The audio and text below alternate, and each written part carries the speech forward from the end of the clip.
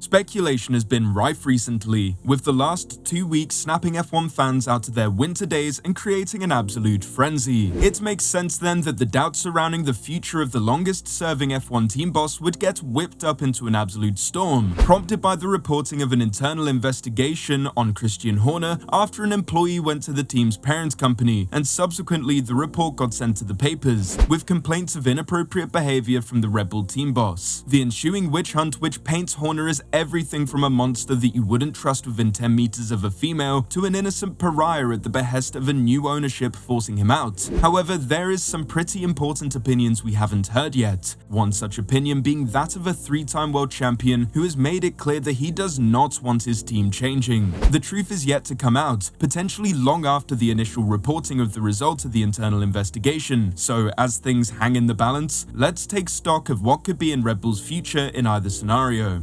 Want to know what Horner's departure could mean for Red Bull? We think the team could be unrecognizable in years to come, but is this just doomsaying, or could the current world champions be set for a huge change? And stick around, because we have something to get off our chests. So, next week rolls around and Horner is carrying his 7 Constructors and 8 Drivers' Championship trophies out in a cardboard box. What's next? Well, the prospect on everyone's lips currently is Adrien Newey, and for obvious reasons. The man once had a clause in his contract linked to Horner, so if one walked out the door, the other could follow. However, it would appear that over the years, the relationship that was once so friendly between Horner and Newey may have deteriorated. Such is the case of many friendships between strong characters. It may not be the loss of a colleague that could prompt Newey to walk out the doors not long after Horner, but more ambitions and something he has in common with a certain 7-time world champion. That's right, Newey feels he would look pretty good in red, and has expressed his desire to have worked with the Scuderia at some point in his career, but ultimately demonstrated regret at the fact it never aligned with where he was at the time. When asked if he had any regrets at turning down Ferrari, Newey said, "Emotionally, I guess, to a point, yes. But just as, for instance, working with Fernando and Lewis would have been fabulous, it just never happened. It's just circumstances sometimes, that's the way it is." The 1993 approach was very tempting. I went down, Jean Todt, the team boss, had just started. I remember him talking about should we hire Michael Schumacher or not. Do you think that was a good idea? So what ultimately turned Newey off of such a tantalizing move? A tempting approach, a promising young driver on the cards, though that wouldn't see fruition for some time to come. What was it that ultimately caused Newey to turn it down? The idea of having a research and design center which is in a completely different place to the team. I know we have a sister team that does that, but I don't believe in the concept. My discussions in 2014 with Ferrari were purely out of frustration. I really didn't want to leave, but we were in this position where Renault hadn't produced a competitive turbo hybrid engine. That happens in the first year. Okay, new rules. We all make mistakes.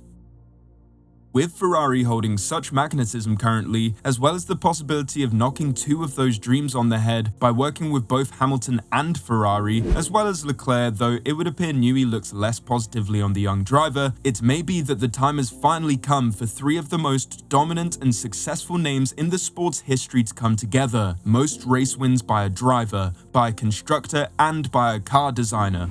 Truly the trifecta. Though we're sure that Ferrari would find some way to mess it up. Maybe they could get a race-winning strategy team. That could be nice.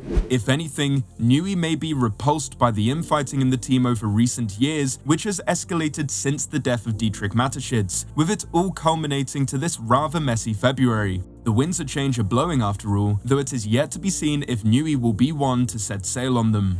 Another interesting prospect for departure could potentially see a knock-on effect that would change the entire outlook of the team in both the short and long term.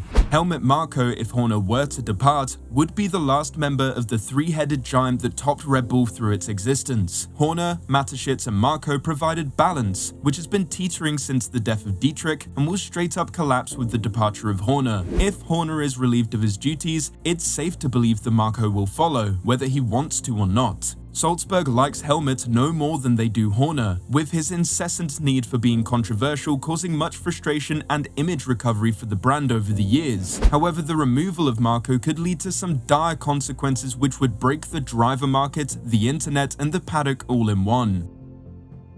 Auto builders learned from a reliable source that Verstappen has made it loud and clear in a personal conversation with both the Thai boss and with Mintzlaff that in the case Marco has to leave, he would also leave. During the feud between Horner and Marco last year, Max was incredibly protective, but more so displayed a genuine concern for an upsetting of the apple cart in any form. The driver recognized that the key reasons for success at the team were due to the right people being in the right places, which does bring the current prospect of Horner being in doubt, leading to Newey and Marco being in doubt, to hold a far more severe importance. Break the team, lose the driver. That's the sentiment that Max always held throughout last season, and he perhaps best articulated this during an interview with Sky Sports F1 when asked if the departure of Horner or Marco would impact his future with the team. That's why they're not leaving. Everyone is staying in exactly the same role. That has never really been a discussion. It's very important when you are doing well and the team are doing very well that you keep those people that are very important to the success of the team. Everybody knows that. From our side, it has always been super clear. I don't know why people outside the team were trying to doubt that. From our side, it's always been clear that it has to stay that way.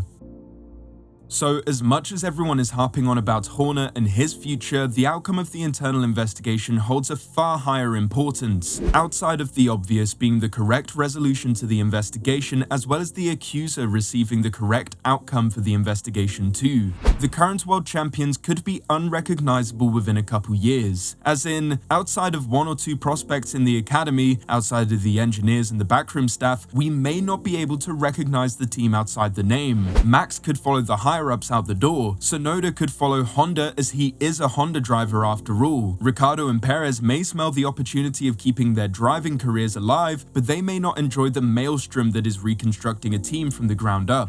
What Red Bull may be facing is not only the departure of the longest-serving team principal in one of the most stable teams position-wise anyway that the sport has ever seen, with them rarely dipping out of the top 3 in the past 2 decades, but perhaps the largest overhaul of personnel and displacement of talent not seen since the financial crisis of the mid-2000s, which caused a mass exodus of teams from the sport.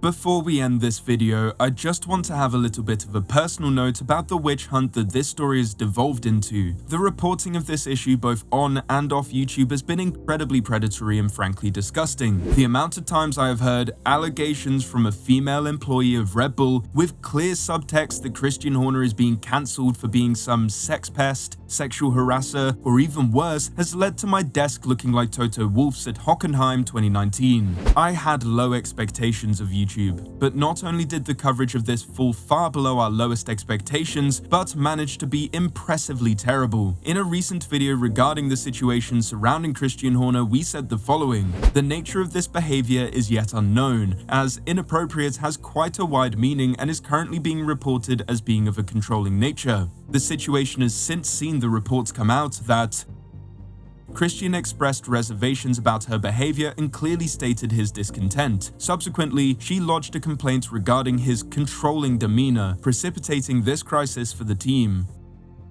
It's almost like living near the Red Bull factory as well as being capable of some critical thinking has its perks, eh? If it does come out that Christian has done something along those more nefarious lines, then we'll be the first to call him out on it. But until then, let's keep the powder dry, shall we?